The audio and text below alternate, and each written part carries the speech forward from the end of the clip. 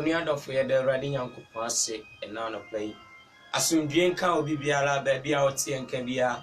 Na dan so ye da Awurade Nyankopon de asi o ama menu mienu. Samle nyo obi biara na nya ni sei. Ye koda enu bebre na koda ye samle nyo obi biara na ti ase. Mini aba mini adofo ene dan wote ase ka chamada bodwemogya di ho afusane a. Ka hu say adumi na bia so menu mienu so. Ka hu say apana doye. Apana so ye mbane so wan na ni ahintaye. Wani bebre ba ye di nyina wankuye. Opese enya adwen satrama ye kra. Nti dane dan nyina Awurade so ye nso. Boy ho ban o man ye ho mba asem. Ene dan so odida we yesiwa ama menu mienu. Se emfa madwenje na asem. Se de dane dan nyina wote enka no. So se ba bia obi a sesi wakoma. Sansa na su Nyankopon sesi nipa osade na asem ebreye. Da bia me kasa odana sade achi hu se ya. Adum bi eni bia so. Nyame dokese a odi adom ni omienu. Sanse samle ukomo atre samle ukwa yare sabia ko hwe nipa egu ehuru amane a. Brother sister anka obi hu se Nyankopon ayi bibia ma wo.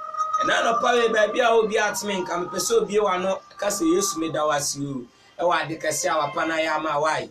Enyi Yesu boni a eda biara da wai. Enkasa wapa ni nya bi ma. Sometimes nipa bi mo aya no mu free say Nyankopon ye bibia ma because of say car no mo na bi mi. Because of say edan kese no machines no mu sisi bi. Enti o ma dwene ya mo say Nyankopon ye bibia ma mo. Ba mpeso tia say na no pa we enkwa odi a chaw na eden. Ya ade esombo ma. Sanse say nka wo sore na nka wo ntumi hu mi a. Anka wo ni Nyankopon ye de eni kunyasi. Eni aba mi ni abafo. Na no pa we ni Nyankopon boni aye de biara da wai. Ka bibi che ba pa no wai. Bi wa no ne da ba pa na se.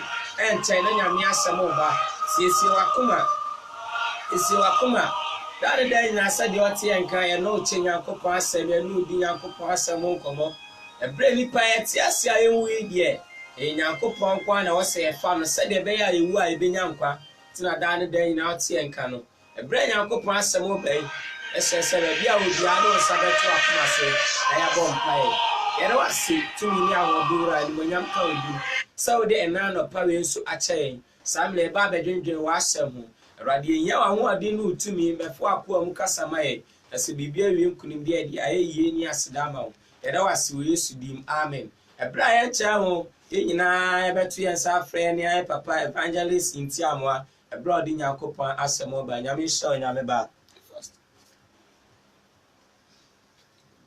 Ofo ye de Nyankopon asese ode enenso amaye shiranka Awurade din ena no pay me no bedi nkomo kakra na nkomo na me no bedi no ma woni na nkomo ne so yie yabeboa wo na aboa me nso ya woni e mabe wo ho a wo be ye believer wo fa ne normal so obi beji Yesu di a wode ayam hyehye na ede ekwa Awurade nchen o ti ase wode ayam hyehye na di mikako o pre tantam se obenya nkwaje bi onyaya nka Yesu aba bibesa meka asem kirew ene Kristofo boda wuro bi a 1 ye boda wuro ko kingdom of darkness ye wo asofo e boda wuro a da wuro bona mo bono obetimi di nyame aye adwuma kama because according to Mark chapter 6 verse 40 Yesu ka asem bi wona ma me nkotu asem ne kakra Mark chapter 40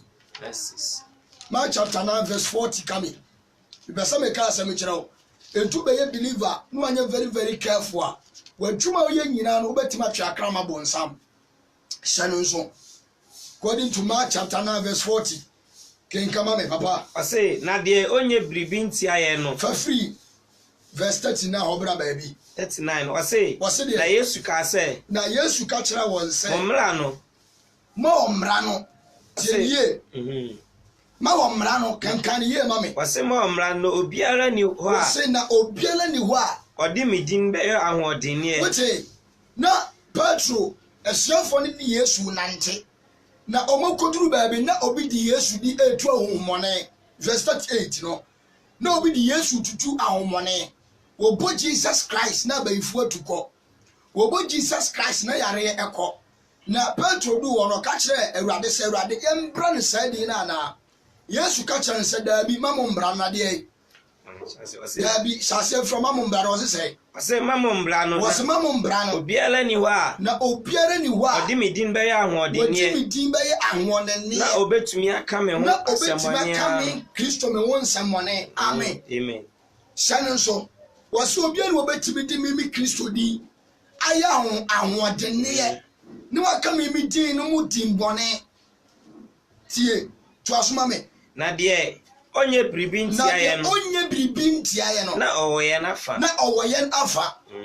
Je wonye bribi entia me Kristo no. Na sani pa no wo me afa. Shannon so won say Yesu ka kire suafo no say wona wodi won din aye me Kristo din ye ahone ne ye mo mbra won. Ti ne sabre ne ye bebra adinfo atrofo. Jemeso amen. Amen ka asemi kire. Sometimes adinfo atrofo betima ye creativity. Shannon so obetima ye nsanche ni be ye creativity. Na ye Christopher no kwafo no ye share some message no. Ye fa TV spear abaso bebre Kofi TV ne de keka ho. Shannon so adinfo ni timi ye creativity. No ma be a broadcast, no ma trending video no. Na ye Christopher no instead to preach the gospel. Na ye trending some videos no. Amen. Amen. Na ye trend this videos no you are o boda rama bonsam senen so Yesu Kristo ka kire suafo ne se mamonya dai mo brasa angofo no ye sabra mu na ya babra di fo atrofo tie nie wontimi mbra akonfo o TV so wontimi mbra adifo atrofo o TV so wontimi mbra nipa bia o TV so mo awrade di enti Yesu di na by 4 body aye adwuma akonfo be body aye adwuma adifo atrofo be body aye adwuma akonfo nyina be body aye dai ade aye adwuma obi ntimi mbra no Jemesu amen. Yesu ka kire Petro say mo mbra sa nipa no na de odi mi din ye awone ne no won fa mi din na busude ana won fa mi din ne adebone na de oye bibi a won ye okaya ho no no aye dai wase na de oye bibi na we dai okaya no na okaya ho no won na wo ya fa won na ewo ya fa enti wo be woni pa bebra omudi Yesu di ye adwuma all right but kakra bi na wo Yesu afa nti se Yesu anu ma asama amawa amawo na ye wadine se ye se obi ni my kawei bo fa kawei na ye wadine se wo de trend wo de nama wo boda wo bi amani pa bi pato ni nche no ma mo ankasa tre meboa wani nche no ma sankofo no wa mo manya mpega ye se wuti obi ni ho asama ye wadine se Yesu di nti na ase okun ama Yesu wunti me nkoma awurade etu bre bi anka Petro twese ka twama akusuaso wakache Petro se fasika na shebo hani na do twin kranta be wo kranta no so obi kuma Yesu anka satam na ye beku Yesu no kofra bofo ma na beje no why obi nkuma awurade hwade nso obi ntimi nkuma awurade nyame na akona ade etu obi nim ayisu Yesu din bofo yisu Yesu din osu bemba de keka yisu Yesu din ana omore ya adebone but aye benti omore ya adebone Yesu akadada wasini pa bebre ntimi tin beba be kasa de yi wano ni Kristo no Jemeso amen enti na chese uni se na ye preachers no ye ni Yesu bebre nya adwene ye ni Yesu nya adwene ye preachers na ya ba no ye ni Yesu nya adwene ade Yesu Kristo ka asa beba no ase nya ayanka nya ensi esi a asa ya ade foforo de Yesu ka kire asa beba no se si a asa ade foforo wo se di fo atrofo beba mebo a ye Matthew chapter 7 verse 15 fasasha Matthew 7:50 be all your first mommy. Person me tell what here. And the Christopher preachers, the evangelists and apostles, as ye ni Yesu nya adwene, was said you for beba. A chiwadi abo konkrobia beba be china de. A chiwadi abo man beba be china konkrobia. Na se ba the all king kan manintia se wiye na yedai. Aba. Shannon so. Na se nyewu sanche ne Yesu ka nyina o se mpedi ani hwo so fisi eje dada be. This is the time for you to preach. Sa uba mani pabi anyankwa. Enti ene we preacher say ba. Minim say yesi preaching fa. Mark 7:15. Amen.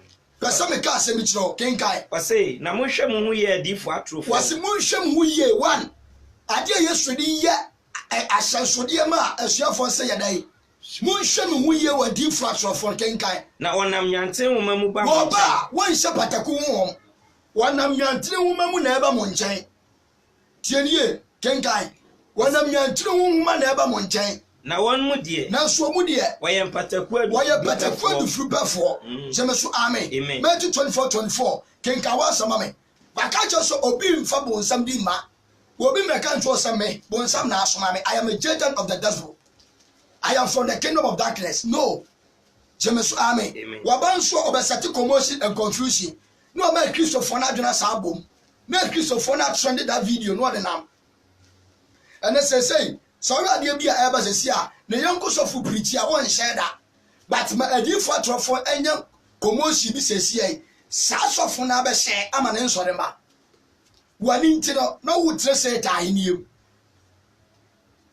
De mehu na make a kire One day go Facebook one like videos, my comments with videos via emfre rada no obaye omo nyina nwuma afafo uba beka omo jemesu amen uba beka santofo we ho Matthew 24:24 was say na Christopher atrofo na adi was na Christopher atrofo ani adi fo atrofo ye dey be sore na obaye nsenchen ya kese ni anwade na sebetumi a na sankebetumi a ka obedada wona awayi wo ti de lo de ka kire ye no was say Christopher atrofo be sore adi fo atrofo so be sore wo mo nyina be sore be ye nsenchen ya kese nya nketuwa o wo be ya bru ebi mpode wo say Yesu ye no so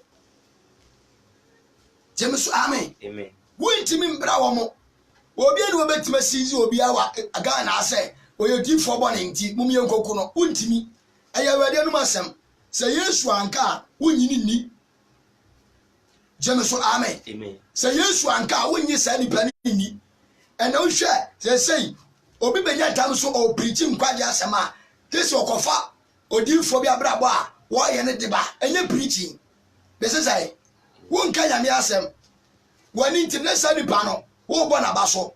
One international video ni pano kana wasam no wotere. Wo peja. Yesu sie nkodi ne nwada anse won kancha wo se kodi we nwada anse.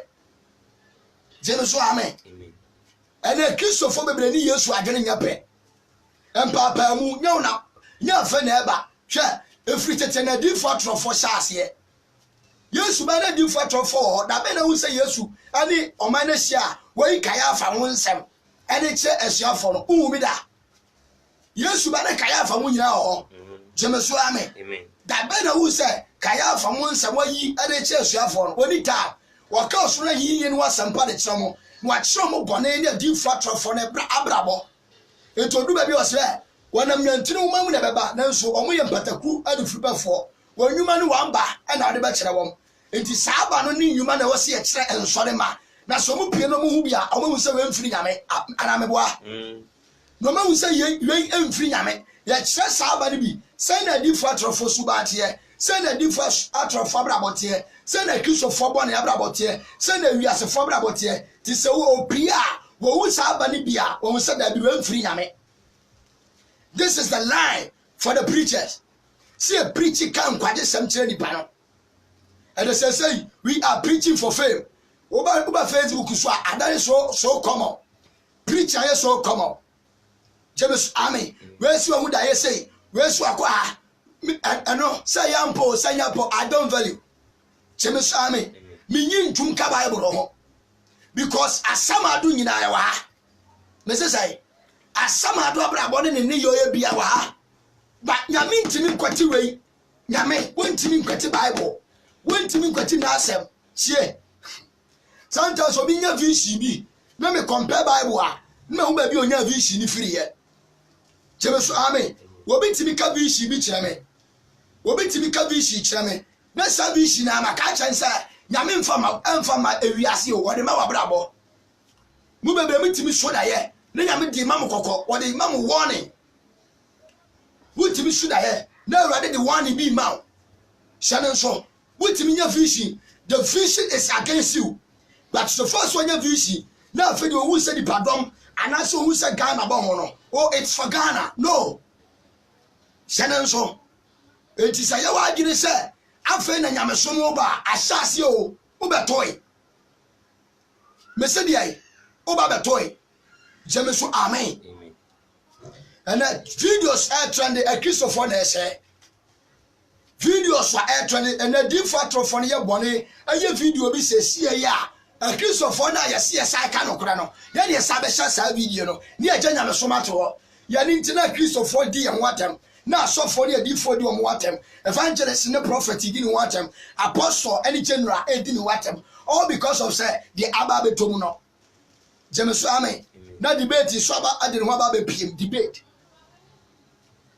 na debate is debate so the no aba beti abepiem tena mo hwa Christopher so obi ya time at social media aye Facebook live wa we say na dey by all means wo ba be ka dey wati bi afri ba bi odifo bi nkwasi asem o ba be ye ana wo be ka akere wo we na o ka akere me no obi abonu utrimpo say obedi celebrate ya opa ka onfa ho according to Philippians was ye onipa bi o ya asenua ne ho atamfo o mani ngwase mpo ana omugiye ubetime wo say difo no akofa oba ama the naked pictures about Facebook James amen about to the more now we share video no na onya akra awurade so woni me awurade enkwaje pa enti ube so difo na about Facebook na wa be naked obeba be naked ama nipa nyina wo so akofa obiyire and so the more now we share picture no a video no na wo twe akra onya source wana wonyini wonyamimu wana wo mre na honhom ni wura won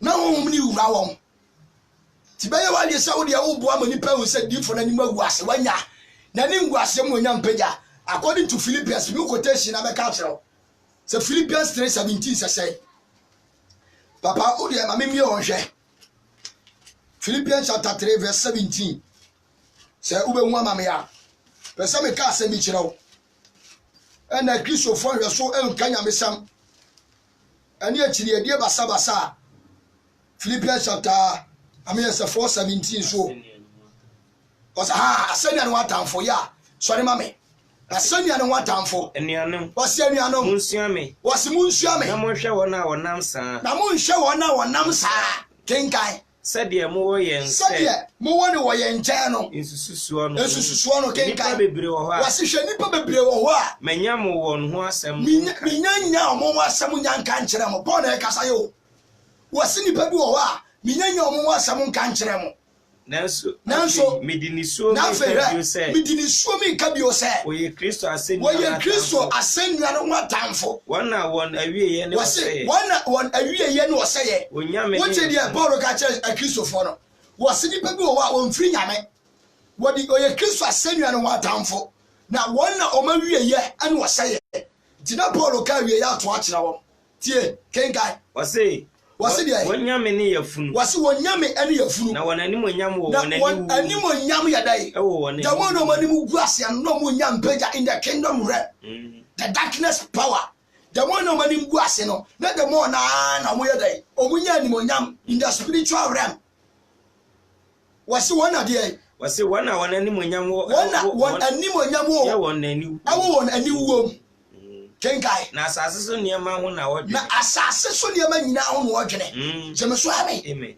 wodwene asase so niema ube wu so de ayi obatan asha pulpit ase all right adi pa nyina be say yes for kunipa oboa on found fadi ko prison osabeba abeto ne nyamedwuma so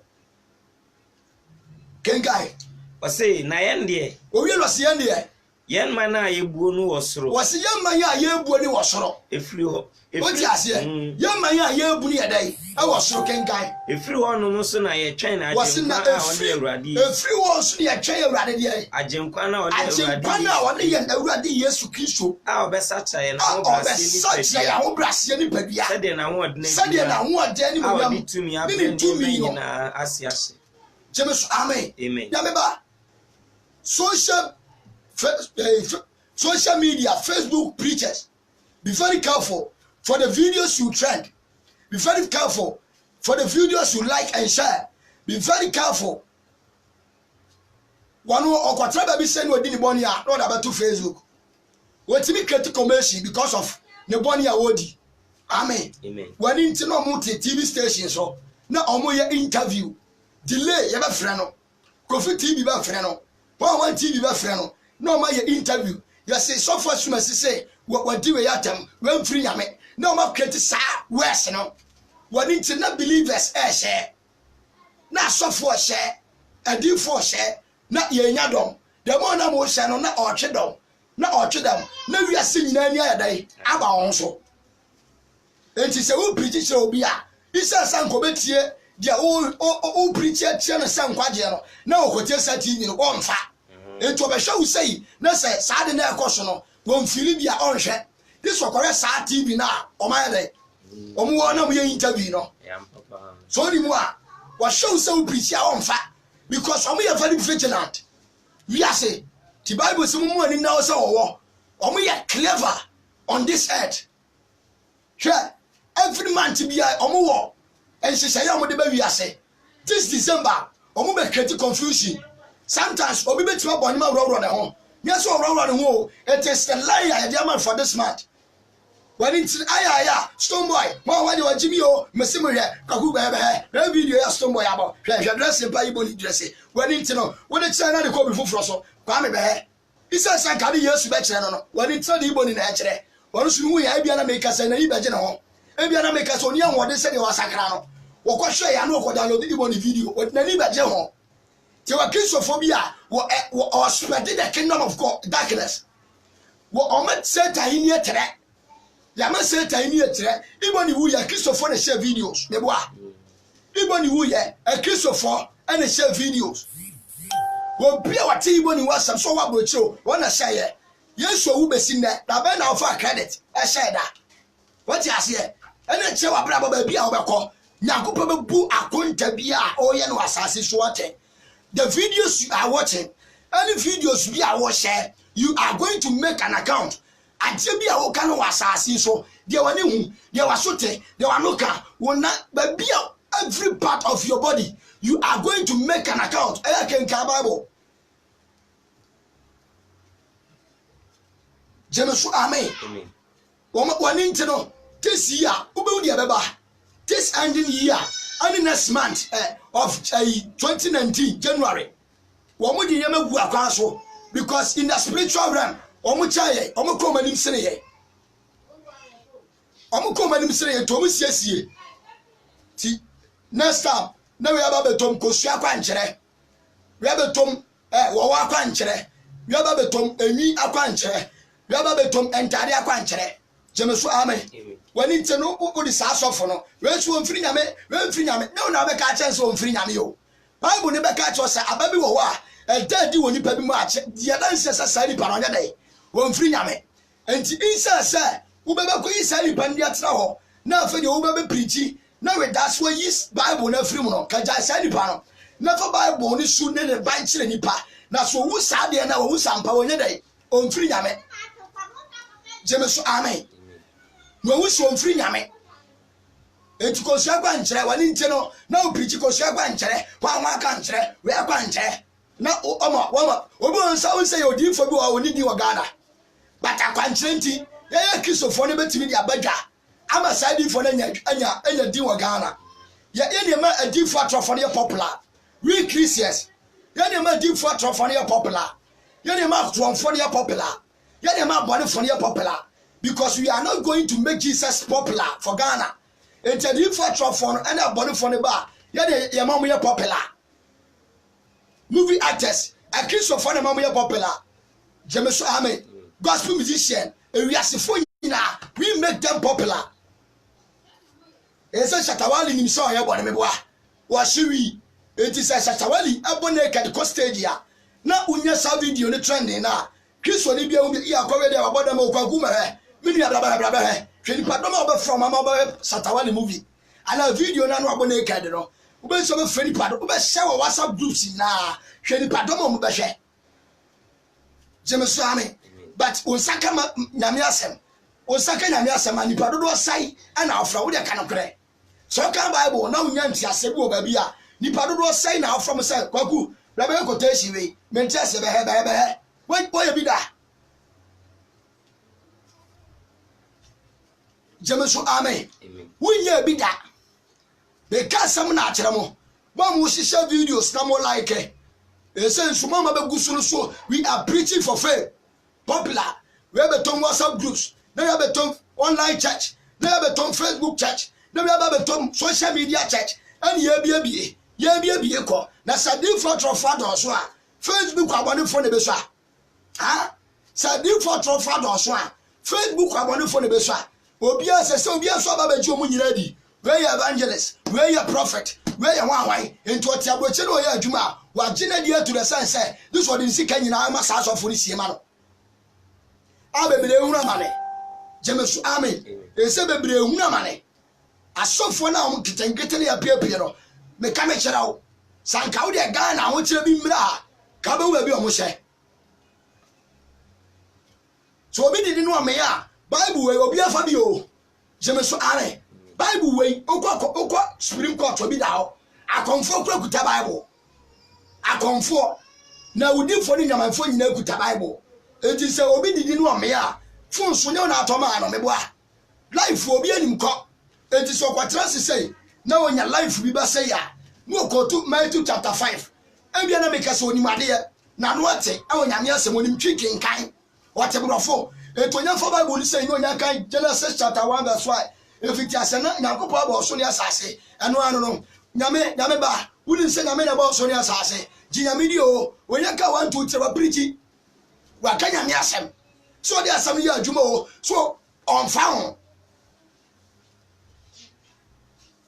jemesu amen nyame ba me say videos a o comment ani videos a o share no o twa akrama bo nsam videos a o comment any videos wa o share ya ko WhatsApp wa ya status ya pictures bi jemesu amen sanka wo yi pictures na che no akasa fa ho kran kan hira ne me obi o wa ya mani chi ne ho wo yi video na ho no de kasa ya dai afam wo yi pictures na no de messages ya dai afam but obi de o da te ya ro ahye wo shara menya ne dai jemesu amen mani chi lady bi ho ya abranjo isese wan ne ya fere se fia konadu so mo ya selfie video na o mo ya Facebook women preachers say ya me tatu o mo nka hwe o mo pa so mo ya videos na enya papa na o mo di voice ya enya me asem tache no enti se wo tie na o video na voice ne kasa chere che sampa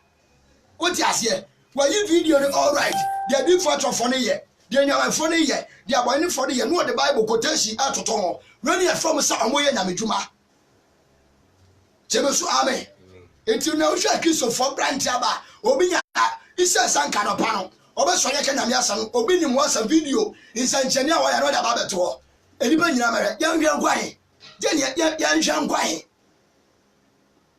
no atro so ese Kristo suma say o look at obinim waso ye bofo wo tu de oye no de create a spirit that time no wa mani to me so onya sa because what the benya dom o wi ase enti obinim ye na age so wo tu no ana the members here dey eso no onso omutwa onko a de boa no matwa sabat ne nkwa no mu de abeto YouTube social medias na make Kristo for bi so obonti ahwe obi ensa kaya no ahye wonya dom na wonya dom sa no mo ye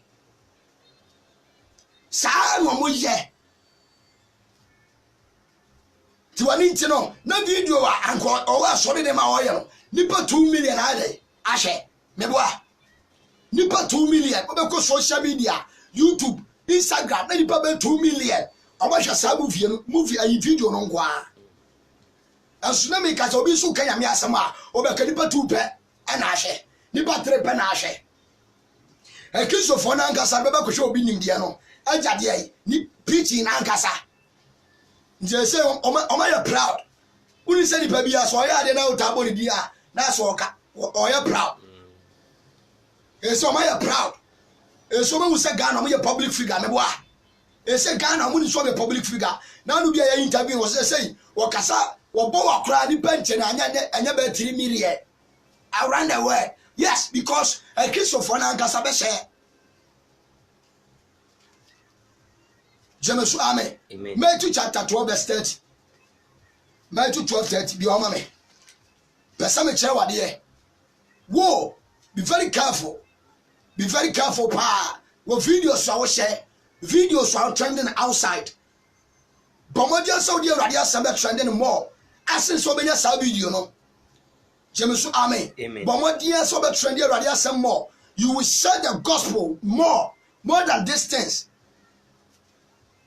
Tenkai. Ase won abususem. Wase won abususem ka. De on ka me ho no. Yesu se de on ka me ho no. Na otia me. Me ba cha oti ase. Enti se obi nka Yesu na se wo share the video a me ba cha yi anu ma me. Yesu se de on ka me ho no ye de. Enti se obi nka Yesu na se wo nya sa ni pa ni share the video a je na be sie. Wo be so ye tia Yesu anu ma sem.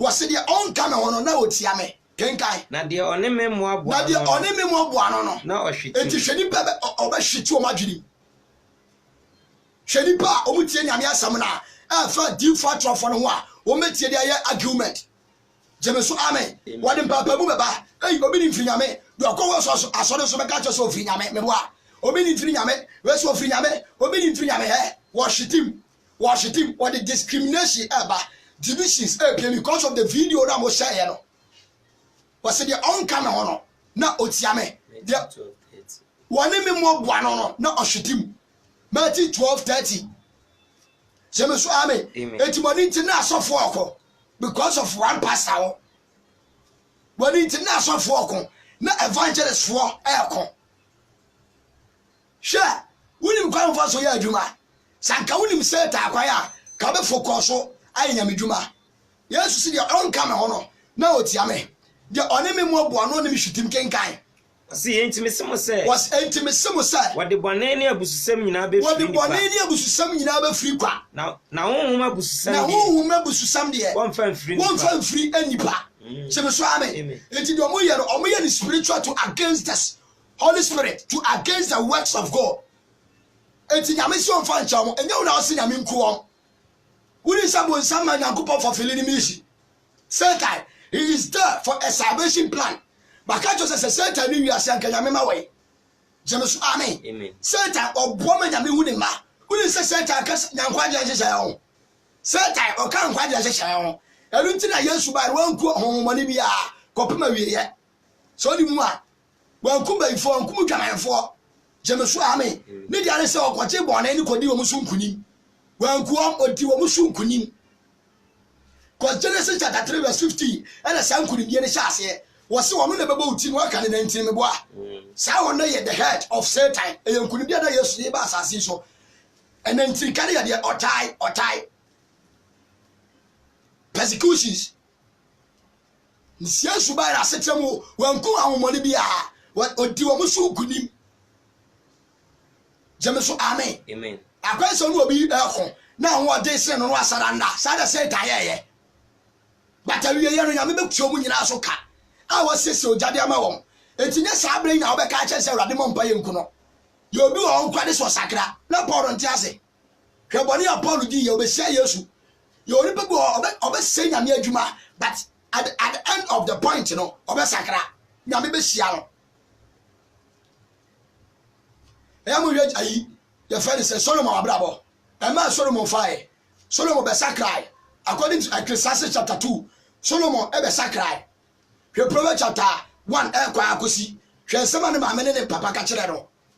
Jemesu amen. Ti Solomon, beblesi Solomon brabo nye obe sakrai. Afere na dwen sakrai no, e do de kire Proverbs. Ne maame de kire ma no because abe no aye swanu ne ho. Jemesu amen. Sa abe no aye cool. Ne na ni ba na ho so. Enti Ecclesiastes chapter 2 no sha se confess kakra. Sa ade nyina ya de vanity awuliye what says you self as will be any so and what shall say trend some the buy abesi Ecclesiastes chapter 12 we no say some nyina wie say yentie rade asam ne ni so because anu ni yipa nyina asade na aniye nyina ne de beba atam papa mo boni mo ne dia yinta nyina ye bebu so atanya nkopon da no Solomon na kire ye Jemeso amen obi awa atam wo tibi I don't have time. Just some catch us say Sakawa Junior Meba. Tanoya Christopher. Amen. Yameba to here 32. You look, mammy. You look chapter 9 verse 50. There's some cast some chow. Yameba. Timunya very careful. Mamma and them share videos. More trending videos for the false prophet. this one to be wasem nyum teni wasem say no kre say no kre no atrande unim say atro ya trofo ha ba men ka asem kiro ekwan a lies any atro ya adwuma no se papa yi wo ya okenka ne bible yi wokwati asem free ediai ya fa ne say abonten na papa yi nim asekire na so be ka kire me say sen makwati afa su besi wo na anya pa wadi tro o mama di tro se me so be ka kire obi a na sanya pa o so di tro eto de we atro si ya adwuma obi o ti so fo asem wonim emu asem no trend videos wani ntina ya trofo na ya bone fo awrade anim according to 1 John wasem mi ani de ani ahu ne de ya so ate ho adanse ye di de ani ahu ne de aso ate enti mi say ne bibia na meka o cheme so amen ne bibia na meka because ya adifo bone fo minim say omo ho bible na aka no na be ka kire me bible na ye dai akanda daada sa abone fo wi ase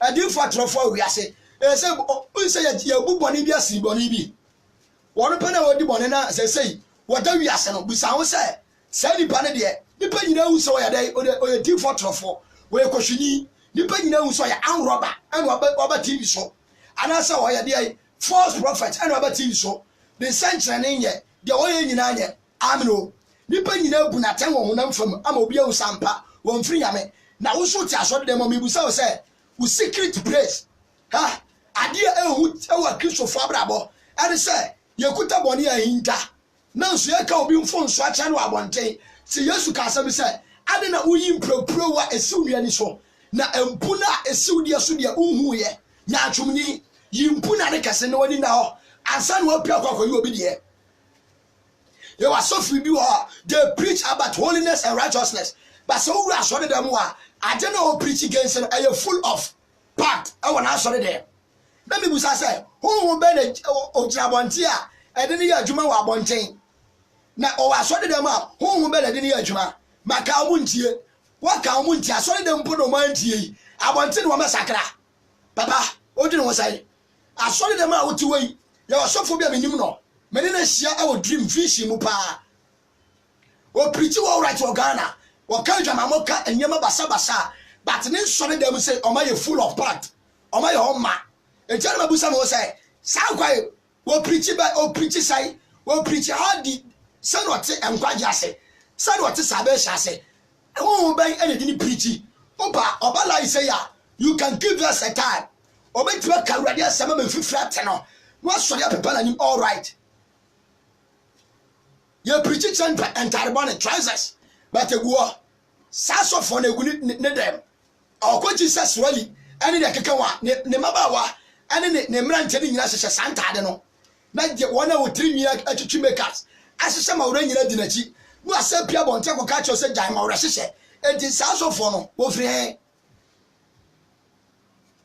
wo ade Yesu kasa tie ya na wo suafo mu da anami ubi de Yesu kasa ya na wo suafo ni Yesu na ante ade na o kasa tie ya no na o ba suafo ni mu a na wo mu ubi da na sofo ni pia bonten aka wiase bo na kire bi aja fie de Bible says obi ehu awrade fie asafo so dia wonti mi nya dai enfa nyame asafo nhyɛ ne nsa so ohun ni fie so dia ene ya sofo ma esai ya di fo ma esai ya pie se ka manfo ma isa sanka ye betichi ya ma no no ma ya symbolic to the word o ma ya nkrata ma wiase no hwɛ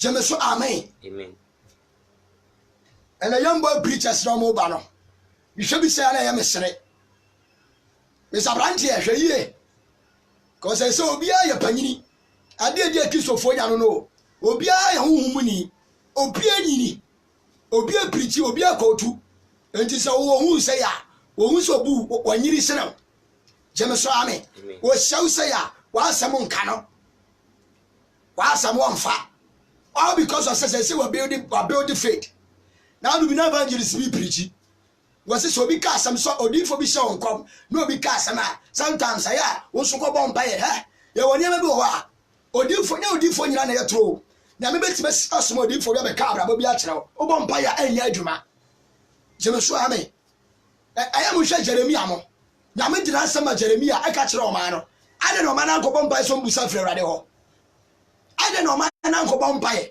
You only people are when you do for obetima your Christian member, obetima casem be a besi dachi be achro. By what you said the panel when you deep for your way and tomfa. San an evangelist in preachy efa. We should say my usumiti, but Sako go and him.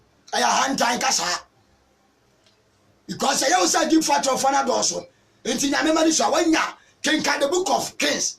Bibles na Elia Johnny free. Jezebel Nase, when Johnny Fisano Penacuno Quatra Woodham.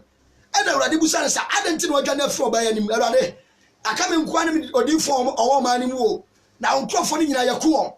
Yamaka and say, Share, me one Merriman Pemusua, or more Quanimua, I won't form my own cardiac, bosom, I won't subaboson some. Casa di fatro for the doors. Hey, I saw fun of forward. There are genuine pastors in this world, in Ghana here. In the John Question, some preaching is not preaching or cry. When you say, I saw kids of Fagine, you say, Shaya mini papa, you will not me boa. Because I saw you for it, you saw the works of prophets. And you say, share the prophetic mandate. I need the gift of the spirit of prophet here. Because evangelists so preaching to a prophet. It is so Christian, and I saw the no shall prophet. No be a prophet, can no one was some China, one fat. Yes, the works of apostle. Amen. Maminka Sabichel, we a believer, so the fivefold ministry, when you be everything so very perfect. Genesis, amen. Because Jesus Christ, no a fivefold ministry. Jesus, I have five. That is the grace of God. And to any people obey Christ, yes, Adumbiano. There was a fivefold ministry inside day. Eka. Genesis, amen. This is an inside fivefold. And any people any eti and sabonkum and sa and sedifa and sabonkum and nanifa and abonkum. I have five. And so I have five. Before saying so, bet my swag, you mean I day. A show. It is a conclusive from our shrine. And to your believer, we didn't find them the inquiry. Sci-fi fold ministry on San Kabia. I didn't show the do having. I am telling you the secret. I was so inside the whole fivefold ministry in your life. James Amen. Who went to be a prophet, but I was so inside the evangelism spirit. Then was going and preach. Going and preach the gospel of evangelism. You was so inside apostleship. I was so inside teacher, I was so Sakabi. But I be an office, no, I had a prophet. But I was so your teacher at the same time. I was so your apostle at the same time. I was so your evangelist at the same time. I was so your pastor on your floor. I go to a big school or quiet commerce, science. The batch own share core subject. There are four core subjects of failure. One corner in Miboa. Saturday, I met here. Christianity is like school. And it's a big school, no quiet science here. It will be chemistry, physics, biology, and the cacao. But so fairly core subject now on your school da Udo Pabusa, Mama Mutie. And it's the core subject for Christianity, no, and the fivefold ministry. And Yamensa, the hands of God. Then I saw for Cassatia, all because of a deep for born father also, a soft for born father also. It's to preach the gospel and open the mindset of God, no, share. Until you knew ni, Yancho be any.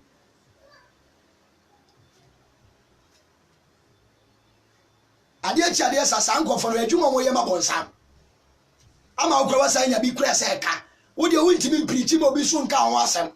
And can't just say, Papa, any penny until yet me preaching for body for any penny until I didn't know being preaching for also your papa, nay, any penny until that Ben was a deep for us at the commercial from one way, no come for another. What am I say? James Swami, because when we would also preach here, so Dimuja preach here, one way now so remember the best sacra. About that Ben was a deep for Trofono, Alpha, Muma so for almost so kind of Corano. I just saw the more you're preaching that when you're big that, or when you're big that, can come, Munshow or Munshow TV, or when you're big that, because ABR, so when you know the car was a man, I saw the baby on Sacra here, better never on chain. And he said, Omo preaches here, the Ometimaya Kutia. What I say? Ebi mu senya papa, and unkwa na mutimika. Omu be. Omu ya wise yo, ti da bia he, domu bo mo nchen. The mo na mutu o matam no. He, no mu nya dom. Ne ni pa nyina na asakro mu nimo. Ne ni pa nyina na nim sasankofo ne ya bonefo. ɛyɛ mo nhwɛ bra Yesu Kristo ka Farisifo na ni ma kyerɛ asuafo no empraye Matthew chapter 23 ɛkyɛ yɛ ansa kyɛ yɛ ansa wɔn mu ɔtiti wɔn to the sense eduru baabi no na afɛ de wɔn ti aseɛ ɛna oyi Farisifo no suban ada kyerɛ wɔn asa efuro Yesu ankasa biom ni wo ho danse munyimi ni de trabia pi wɔn agya fie na nte saa munyimi ni na Yesu pɛ wɔn fa ne de motive wɔyɛ focus ɛwɔ Christ so etu ya asuafo no enum asɛm about Christ Jesus ɛna ɔmo de kɔ awieyɛ Jesus Christ ɛna ɔmo de kɔ awieyɛ asa ɛyi na wo sɛ Paul akɔyi obi a odi ne ho atam oni ta ofa Jewish fo abrabo a na nkadi okɔ Galantifo according to Galatians chapter 1 wɔkɔ Galantifo asafo nim no na Judafo na sa aba abadaadawo sɛ yɛntwa mu ntwa tiatwa na ansa na ɔmanya nkwa Paul duru ano sɛ ei Galantifo a monwene wɔn da ne mo adwene sɛsɛ wɔda ne mo adwene firi nsɛmpa mate ne ho gyeme so amen na so nsɛmpa na mate ne nya nsɛmpa foforo bi a ɛyɛ foforo ma meme Paul na enipa bi wɔ a ɔpɛ sɛ ɔha mo wɔda ne mo adwene firi Kristo de ai Kristo asɛmpa ne ho ɛno na Paul ka kyerɛ wɔn nipa bi wɔ a ɔha mo etie wa Kristofo bebre a wɔda ne nipa adwene firi Kristo asɛmpa ho ebi yɛ asɔfo ebi yɛ adiifo wɔde ntini wa adwene firi Awurade hɔ wuni sɛ ato bebre sinti dia ɛsɛ obi ntimi nso nyame biem because webe evangelist of free nyame ne be sɔre a wɔde adiifo we na ɛba adiifo we so sɔre a wɔde nsankyɛne we na ɛba eto na no obi ka kyerɛ me sɛ yɛnso nyame ana yɛ nyae ɛsɛ we si say yɛnso nyame ana yɛ nyae confusion, that is discrimination, the spirit of Satan abawura sɛ obi ani nye kra so so nyame obi agya asɔre kɔ onye bɔne o nyɛ so mpa asɔre wo hu ba bi a wɔnkɔ ana meboa ɛsɛ obi ahu ba bi a wɔnkɔ yɛ asɔre obi hu ba bi a wɔfa ne nan sisɛ we de nyame asɔfo because wo wura sɛ sie ya wɔbɛtɛ nsɛm wɔkɔ asɛsi a wɔbɛtɛ nsɛm ɛsɛ obi apreach sɛ na asɔre yɛ amen so obi apreach a wo preacher agye ni watum so no na sɔre de bra hɔ enhyira nka ho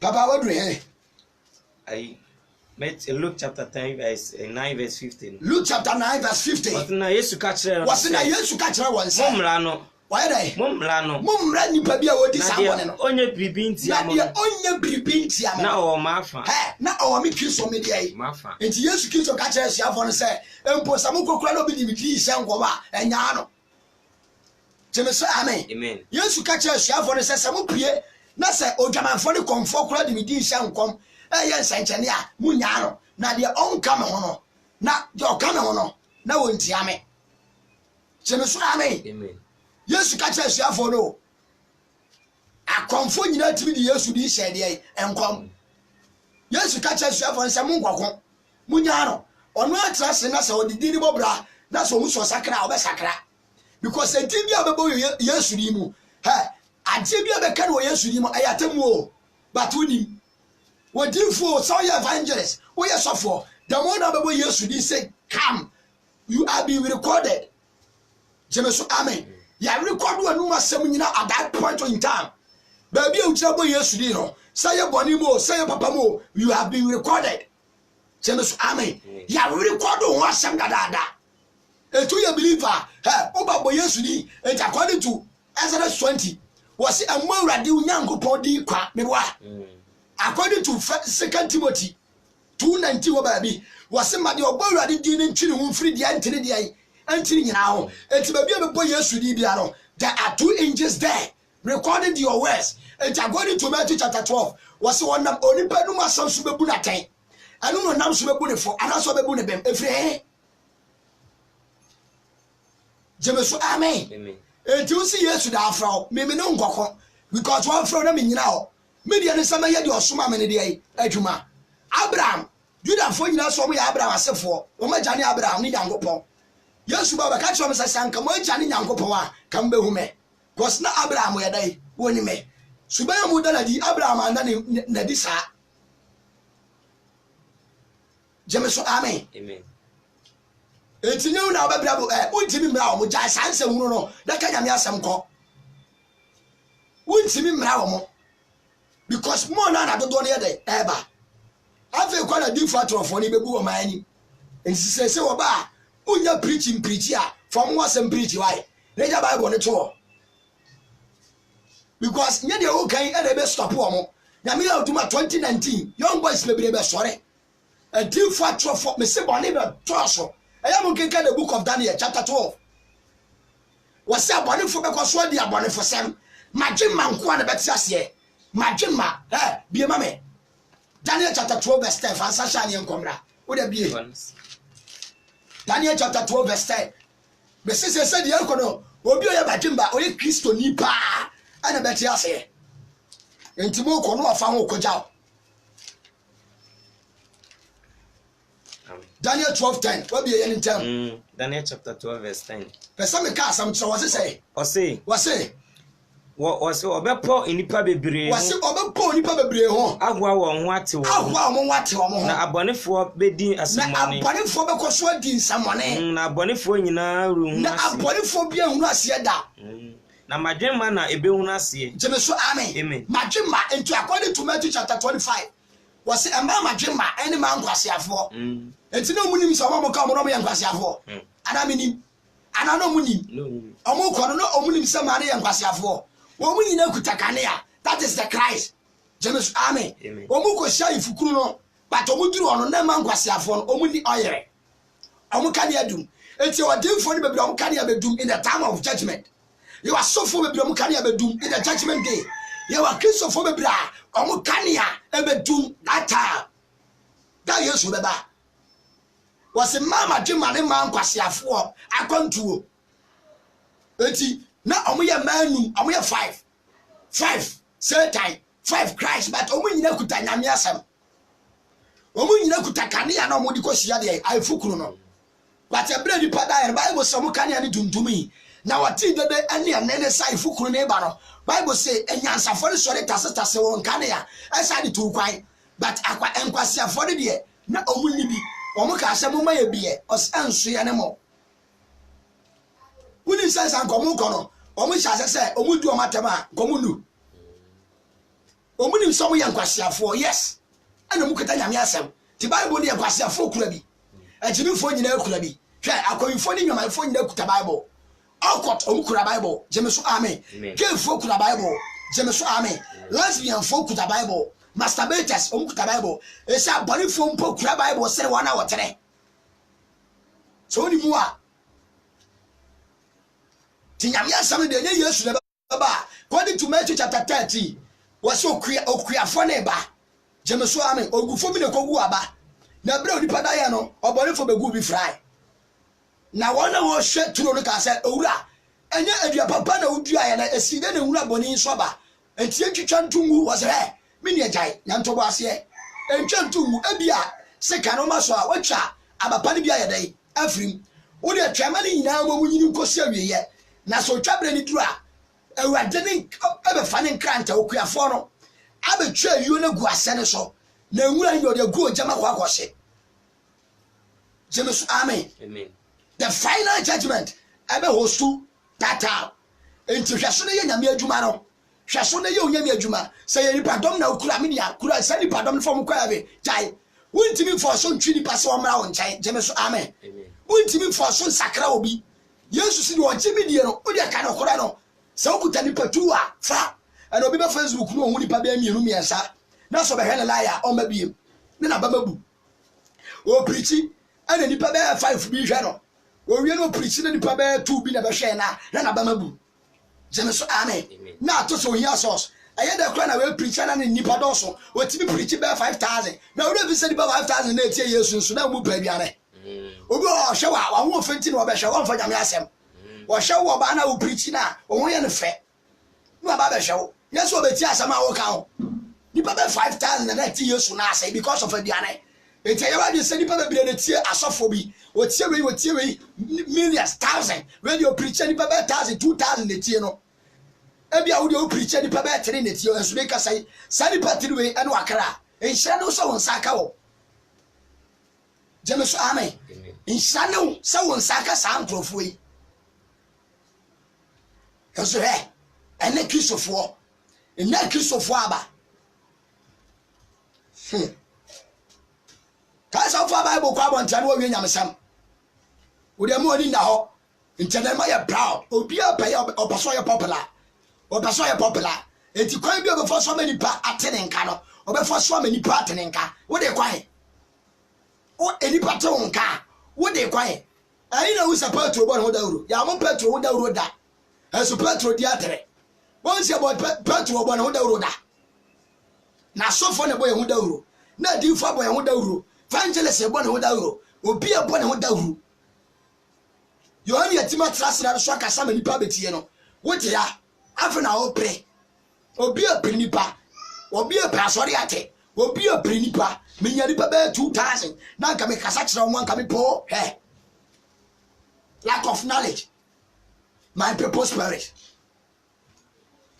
Jesus amen na me ba wodu he yehwe ayimame Matthew chapter 10 verse 41 to 42 Matthew 10 41 to 42 be o mame amen Matthew 10 41 to 42 nyame ba nyame shira verse 41 to 42 what's say the odifo what's the odifo no odifo dimu no anti odifo di dimu no ne sabeka odifo de na de akatua kenkai na de oji ni patren ni na de oji ni patren ni no patren ni dimu no oni patren ni dimu no sabeka oni patren ni akatua na jemesu amen enti mo hwe di pa mo nsa agege omo video abeto o platform so what no come there are some videos we are me share that me delete jemesu amen because YouTube wa me ko resa de ma me hwe moa omusuban ne manya bia be kasa some de be ko resa di fo ne konkonsa ne de omo ya no ampare me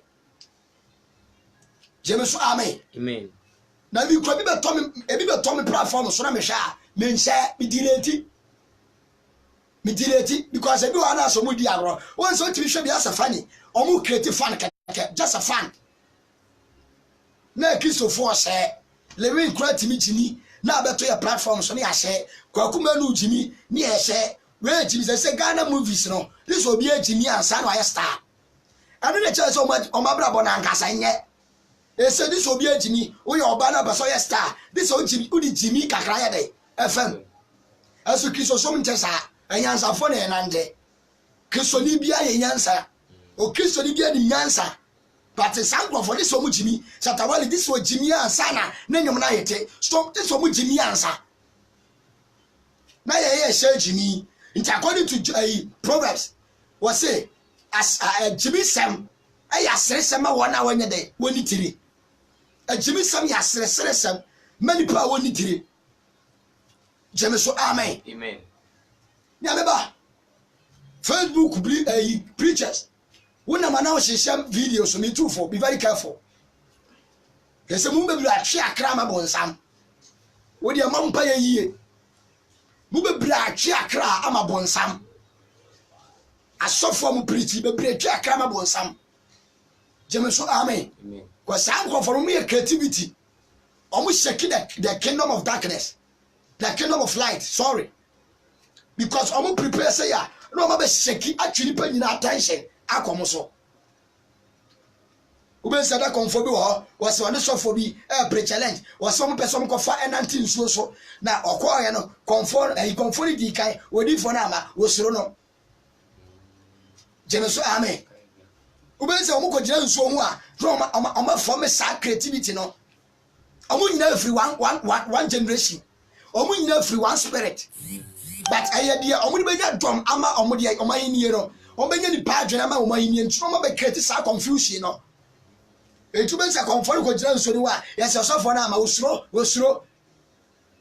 osida bi omo ni pa nyina attention ya dai eko enti sada no say ukwa adwuma kura o pese ukoba beti wo meboa o pese ukoba ebe be hwamo sa boxing sa no mo ye boxing wrestling the omuye and I take one ba be share be kontokwa anti ban you Chelsea be bobo side ma nyina ya spiritual darkness omuni create confusion omuni create mind and attention no omuni agye on so it Olympics games and the South football sa no mo ya spiritual realm etu be so mo hye FIFA World Cup FIFA World Cup World Cup no mo dey draw the whole world attention enti asori anime asori ye be ja me boa young boys nkwa asori young girls be ja asori ko kunku bagia kanga adom TV sane ma we nyina afiri wom kanga wa twini pa nyina attention afiri nyame de asam ho wa de twini pa nyina adwini firi de nkwaje ho na o ma adwini nyina akogya so na atwedom aba ma hini anim.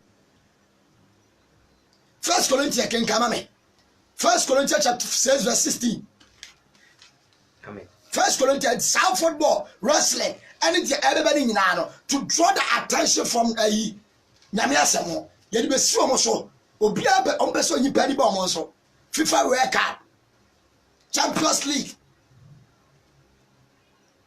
6 verse 16. yes 6 verse 16 say anase munim say was anase munim say do de ne ho bo dwaman do de ne ho bo dwaman for no ne ne enti bia bia obenya saa de no akosa ankofo no sepe no wa be yo member Jameso Army amen bia bia obe spend time akosa ankofo no wa be yo member you are part of them.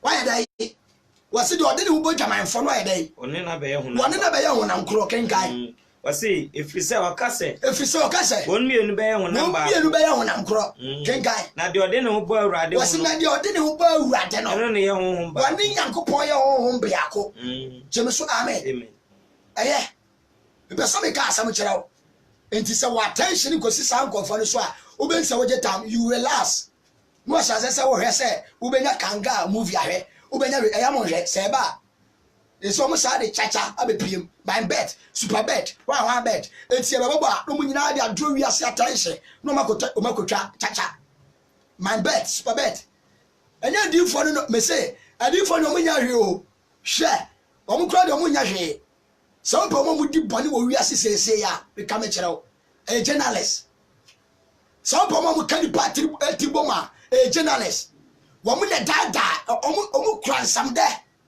wani international for about to ano ne do won asem akwa ko TV so journalist wo mo ne create confusion journalist sam kwafo na maba no o mo na yema sa ensam bia di for ye nyina be out o mo ye agent of darkness many journalists o mo free so ase many journalists o mo ye darkness of Satan o mo ye agent na nkesi de no o be so di for no aye bibi no na sa journalist na ko fa de ba TV so sa delay TV Kofi TV no mo keka no be very careful we a believer and tanhwe menko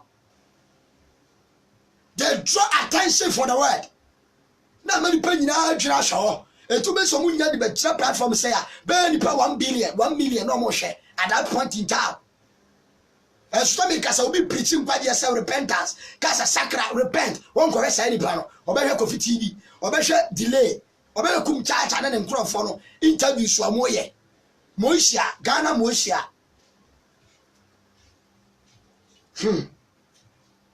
What do you mean too for? Be very careful about the lies are like videos or would you when it's no free Amiadumo. When it's no Christian, into so preacher, or farm for some the preaching. Unkayamiasem. And the preachers abaya honam. The preachers abaya honam. They preach from their own gumption. Omo preach from my dream, ya dream say. And the preacher and so say obodi for bia so di na the preacher. Anya, ne member beba be hwe me boa. Onya te we de no kwaso abone sofo di nkwa de obeba be hwe. We wasem a wo ka. Ti wani nti no, we say the sofo no ya popular. Obe se na hu fi na ka kire ne say, eh, e de o ka ti sofo no. Eh, e de o ka ti sofo no. Wonya baba o. Enso bia me ka se Satan ka ka nyame asem a ka ho na je ne nkwa.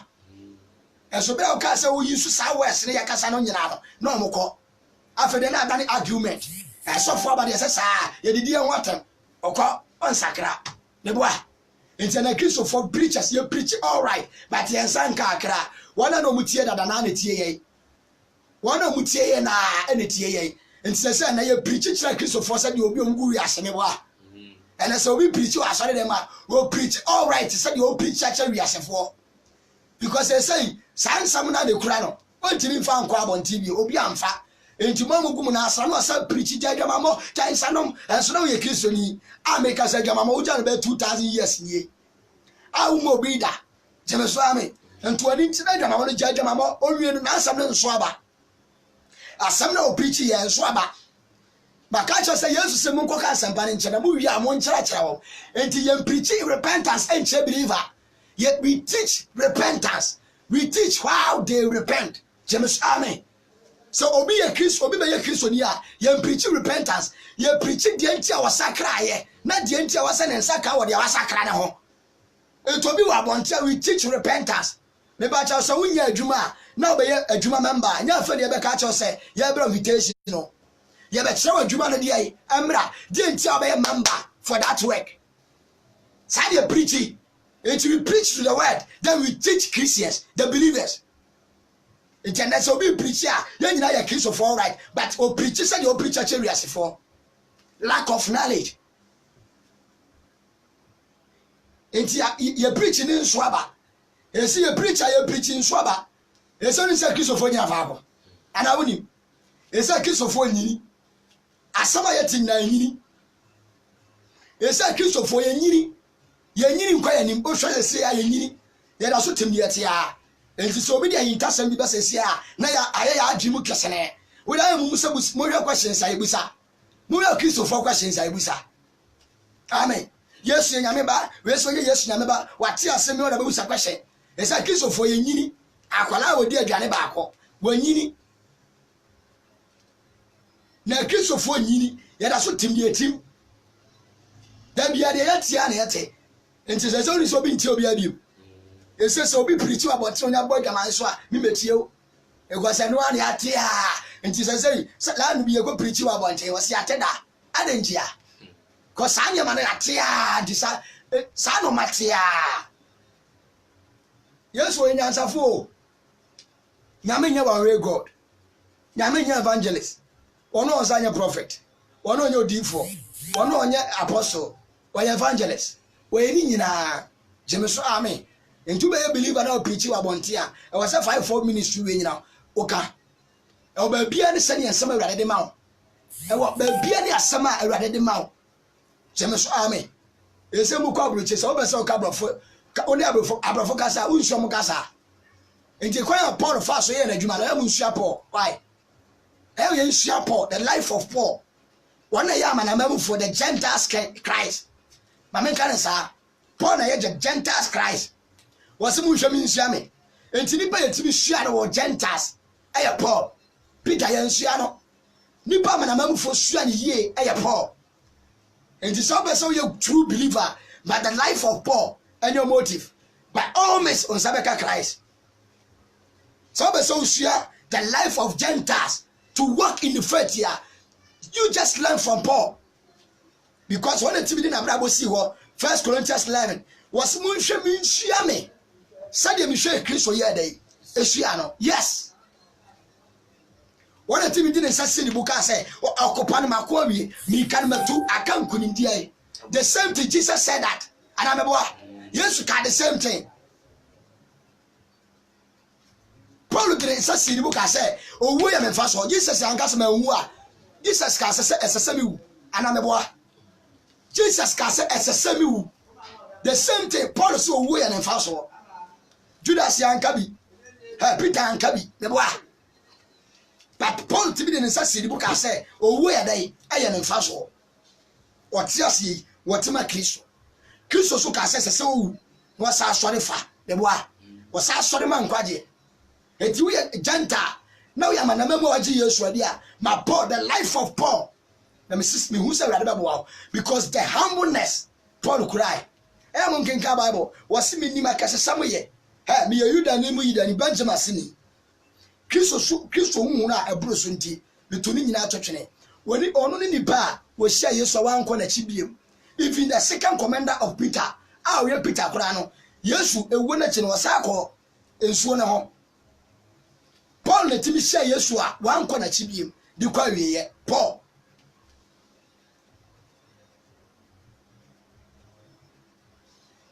Yaduma Paul ye amen na me be ready shout and na me do be sia me too for be very careful be very very careful about the 20 videos and then on social media be very careful omutimi trawa no ma create di aba yesi gospel musician bi anyway akotwe akobombra omakwa akwanyam omayiegu no me abeto YouTube na Christopher share within a minute na ni baba 2000 no ma behwe as you preach abeto YouTube preaching said the kwankwaje obekọ na nipa tupe e na ahwe bebo a uko YouTube a wona o preach pa no obekọ na nipa tu baako miensa enan ni ahwe ba sankwasi asem we obekọ 2 million 5 million 3000 no more hwe movie artists gospel musicians we are say hip hop omu creative omu ye creativity omu di nya wiase adwene ekọbọ nsam ho Awurade nhyira na onomu a wo Yesu di mo amen bomba nyame sho nyame ba da Awurade nyankopon ase ilim say na da wa nhyira sansan nyame na mna ko aso di bebrabra na no pawe asem na wie nyina ne se de wate no su Awurade nyankopon ehwe ne di na se de so na we nyina ne nipa nyina se de wasena ne ye nyina na ode beba atemu papa oboni o ade ye bi bebu so akonta bebi oja bi apeso do sato akoma so bla e bompan yere wasitumi ni ahodi ura wasem a odi amayen Awurade nyankopon wanfo asem no fuso ankame eda ebra etiase wa me yahu de wo se ye yeso se boy na asem ne tran akoma so ye fa mo bre se ne fata na opie wani mo nyama yeso de ani tie ene awusi abomu akudi de ye yere wasi o Yesu Kristo bi mu amen nyame sha nyame ba bebi a wo bia nisi ya do besia mesra nyankopon wa de ma Idiali evangelist in Tiamwa. I from near Ninkomo. I mean, shout. Now, me out my this month, 15th, a crusade. Your crusade Cassia power. They are quite a tria crab rabbit. Amen. It's time for Macedonians. Our Yetima, that's one no. According to Acts chapter 60, verse 9. It's time for Macedonians. Meaning, you're going class here.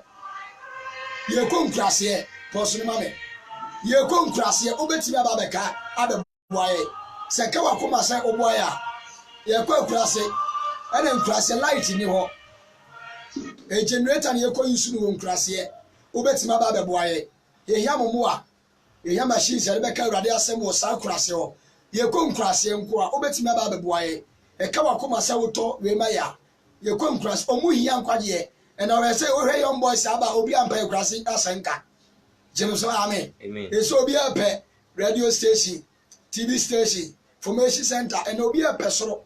As we can gather, was yes, to kiss to any man who to talk money from money a day. Echo crass here, coca or swaying in was and patchy. You cross the 40 years to the power. You cross the 4 energy years to the year because of 5 years in Quasia, the Shanyans of when you were. James, amen. We are so for who preach any baby and far quite grassy. Maybe I'm a crow. You never be a macra won't crash it. Chili won't crash here. I want to have some money more. In crashing the brain yame. The brain yame. Until it's a default of one, a member some from free grass here.